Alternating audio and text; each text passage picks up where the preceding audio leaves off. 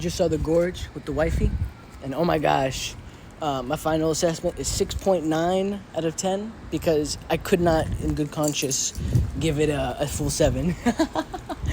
Honestly, it was great. I didn't know anything going into it. I heard on Twitter that there were monsters in it, and that was honestly a pleasant surprise to hear about. Slight spoilers, by the way.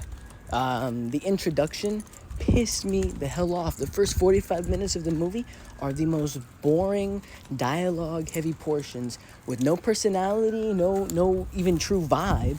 It's just exposition, and it sucks.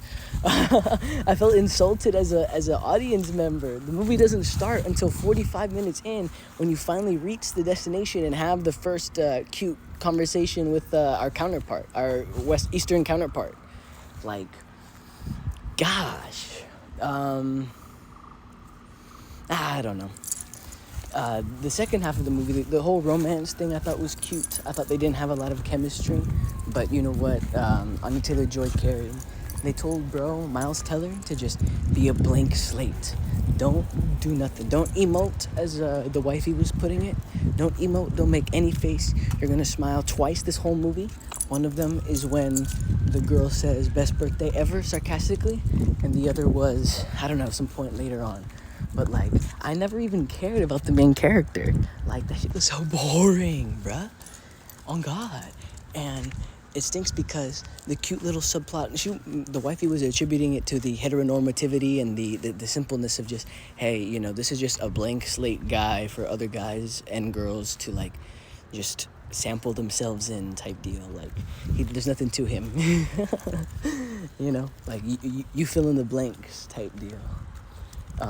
Anya Taylor-Joy carried the romantic, cute aspect of it. I thought it was cute. It was fun. It was a great concept.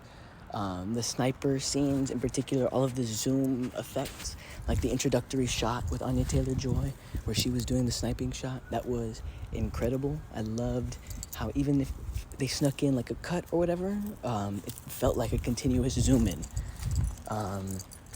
All of the stuff involving, spoiler alert, the gorge itself and like going inside the gorge, I thought was insanely cool. Immediately 10 out of 10, like, this is a whole different movie. Like, this stuff is awesome.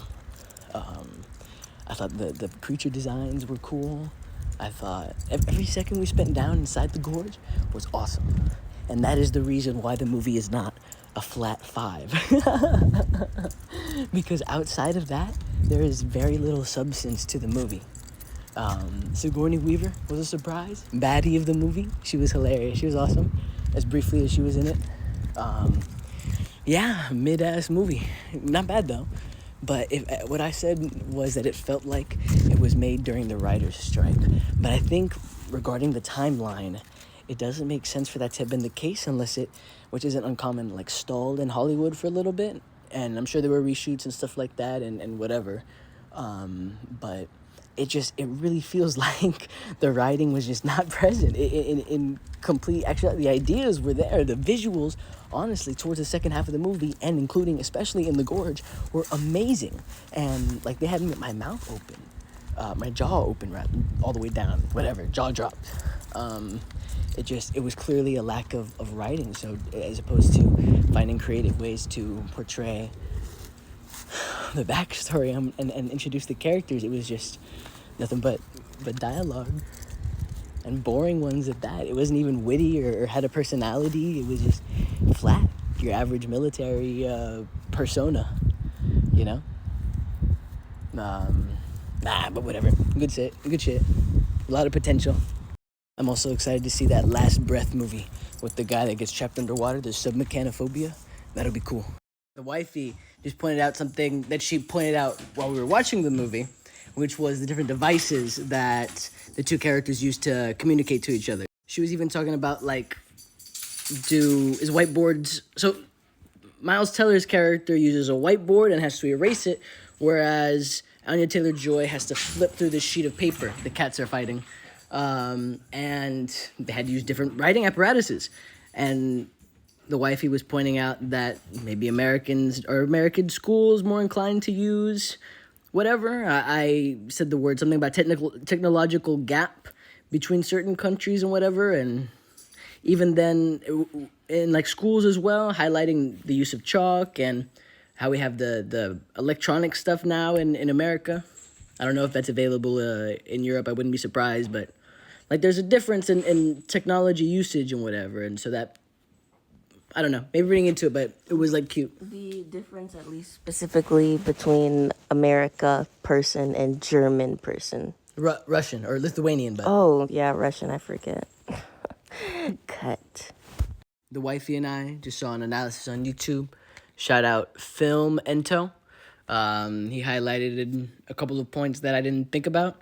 But the first thing that he uses an example that I forgot about that I wanted to highlight were the fight scenes. All of the fight scenes, but specifically the one in the third act, felt awesome. It was honestly spectacular and a little bit unique. The climbing the ridge part. The rest of it, when we were exploring the gorge, not necessarily, but that one fight, that one took the cake. But Fomento was talking about the themes of not of letting things die, so to speak, and preserving them to the point of corruption, which is reflective in Anya Taylor-Joy's dad in the beginning, where he was going to unalive himself to be with his dead wife, which I didn't pick up on at all. I may not have been paying attention to that part. To the gorge itself being a reflection of something that should have been put to rest much longer. And Filmento went on to say, compare the East and the West, U.S.-Russia conflict, and say that if the theme had been properly explored, in which it hadn't been, even an attempt by either of them, both of them, to hold on to or to acquire some power from the gorge would be a reflection of the weapons of mass destruction arms race that also should be left to die. So that was cool. That was something I thought that was worth highlighting. Other than that, good movie-ish. Fine. Not memorable, but fine. And we like those.